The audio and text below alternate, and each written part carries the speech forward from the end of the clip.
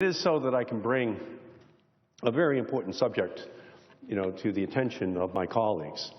Mr. President, sequestration is just a fancy word for cuts, mindless cuts, and that's why I have always opposed sequestration. This thoughtless, across-the-board approach to the federal budget has harmed states across the country, but its effect on Massachusetts has been disproportionate. Sequestration significantly reduced federal research and development funding for science and medicine. That is Massachusetts. Investments in those fields are critical to our economy, with its world-class universities, medical centers, industry-leading bio and high-tech companies, clean tech industry exploding with new technologies. This is the future of our country. This is the future of the 21st century. This is what you must be investing in: research in technology, research in science. So I am pleased that for the next 2 years, this budget agreement will give us desperately needed relief from sequestration and will extend the debt limit. This legislation will also protect vulnerable Americans who rely on Medicare and Social Security. It will ensure that for the next 7 years, millions who depend on the Social Security disability program do not face a benefit cut. The legislation will also help millions of seniors by avoiding a Gronk-like spike in Medicare premiums. But this deal comes with a price: more unwanted calls and texts to Americans. Back in 1991, consumers were constantly harassed by unwanted telemarketing phone calls that interrupted their family dinners. My bill in 1991, the Telephone Consumer Protection Act, stopped these intrusive and unwanted calls from telemarketers. Yes, in this budget being debated today, it actually makes it easier to harass consumers on their mobile phones. That is wrong, just plain wrong.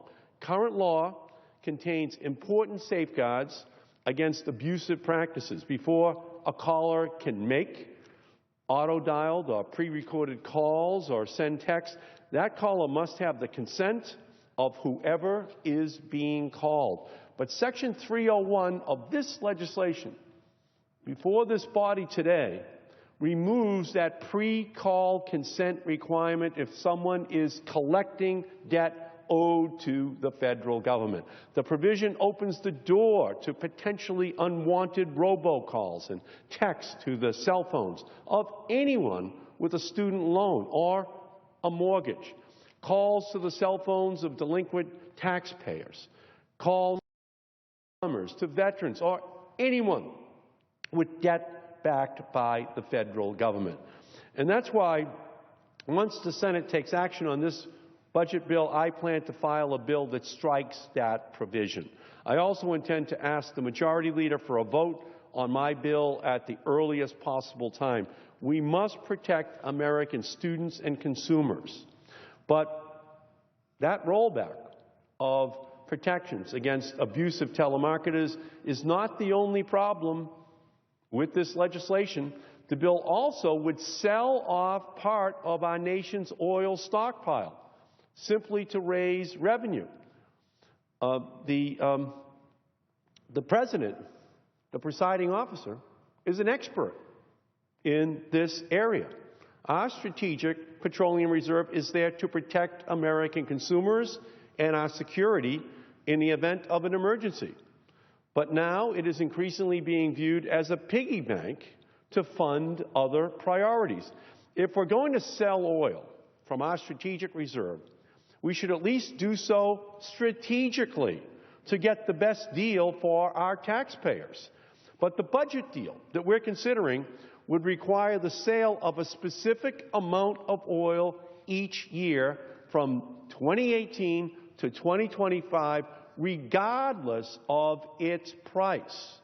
When the majority attempted to use similar strategic petroleum reserve sales to fund the highway bill, Senator Cassidy from Louisiana and I authored a bipartisan amendment to fix the problem. Our common sense amendment gave the Secretary of Energy the flexibility to sell more oil when prices are high, by maximize the return for taxpayers. Unfortunately, that bipartisan fix is not part of this legislation. But I will continue to work with Senator Cassidy on this important issue.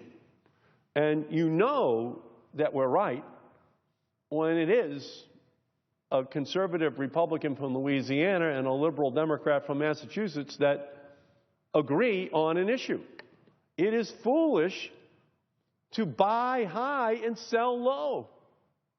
That's essentially what this legislation is now mandating. Rather than saying to the government that you have to find just the right time when the price of oil is high to sell it over the next 7 years, it just says sell it on this schedule regardless of whether or not you're going to get a good return on your investment. That's not the way this government should be operating. We should be using some common sense, and especially since the senator from Louisiana and I had already drafted the legislation and had already attached it to the transportation bill, when that was going to be the place where they use the Strategic Petroleum Reserve money. So this is a very bad provision that's in a bill which is going to pass, and it should pass, but it's a flaw. It's going to lose a lot of money if it continues on with the language that's in this bill. So I'm going to continue to work with the presiding officer, the senator from Louisiana, so that we can correct it. It'll save a lot of money if we do it the correct way.